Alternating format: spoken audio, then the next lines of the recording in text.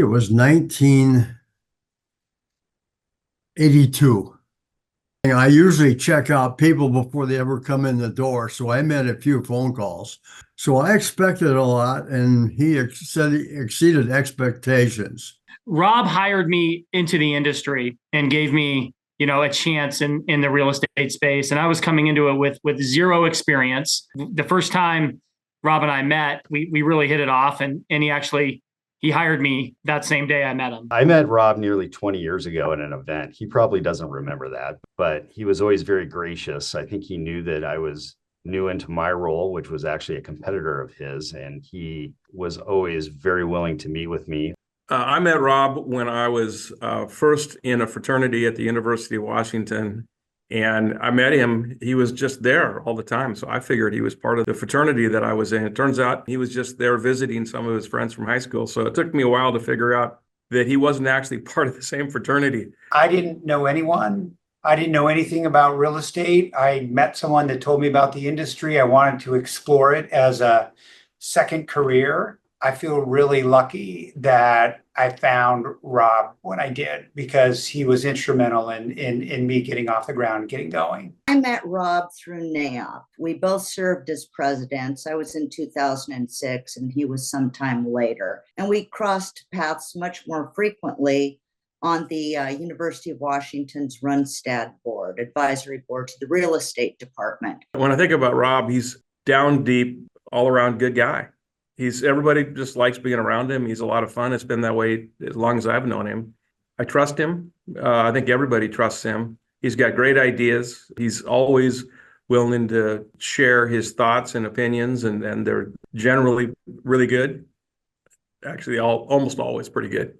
I remember going to a pitch with him early on in my career where he went as the leader of the office, and he really went in and did an amazing job of uplifting everybody at Colliers to the client. Rob was able to really articulate everyone's best qualities about them to a client in a way that it's really hard for people to do. He has continually been anxious to serve his community around him. Yes, I'll speak with this group of students. Yes, let me come in and teach this class.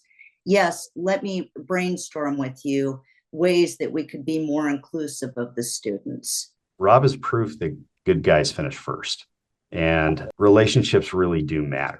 People wanted to work for Rob because he was so likable and they respected him. When you have those relationships with your brokers, they're going to want to stay, they're going to want to work for you, and they're loyal to you.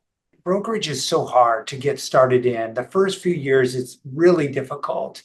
And having someone like Rob there to confide in, to bounce ideas off of, and really, trust that you're being guided the right way, it's huge. It was not just for me, but for many others. And not everybody gets that kind of guidance. Got a great heart, great empathy. I mean, he reads people very well and the situations they're in. I think we had great trust in each other. There's a lot of folks in the industry that are in the industry because of his involvement in his hiring and his tutelage. He's left a big imprint on the market in general. Best part is no ego, just all around good guy. And everybody that knows him knows exactly what I'm talking about. But he's also had a big impact being involved with, SEBA and NAIOP and those boards that he's on, that you don't get paid for that stuff. You do it because you care. You care about people. You care about our industry. He was Rookie of the Year, in his first year in the business. Then he worked very well with Mixrec. He has great eye contact. He reads people, looks right at you. He speaks very well. He had a big energy level. I could tell that.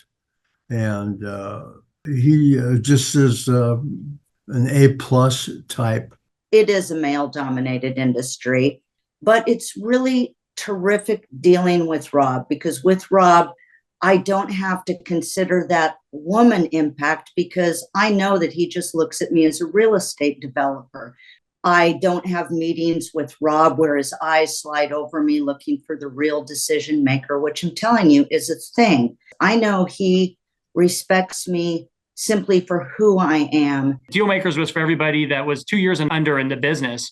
And he would spend an hour to 2 hours with us every Monday at 4 o'clock, going through different things to make sure we were understanding the business the right way. That was really impactful for me my first year. I probably learned as much doing that as I did anything year one. He's raised a lot of baby brokers up into really good producers throughout his career. And I'm thankful for that because I've worked with many of them. And not only are they really good producers, but they're really good people. And I think that Rob's had an impact on that.